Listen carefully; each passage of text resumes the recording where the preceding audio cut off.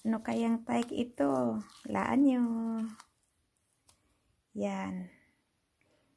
Gumawa ako ng type ng vanilla kefir. Yeah, kiksi. So, lagay ko muna siya sa ref. Palamigin muna natin ng 30 minutes. Ito yung type ng vanilla kefir.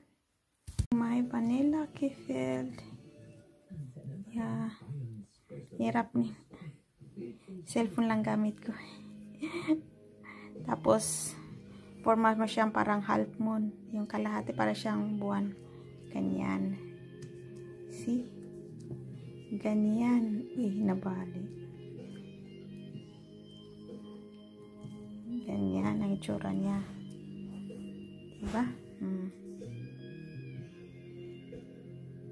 Yun. Yan na yung vanilla.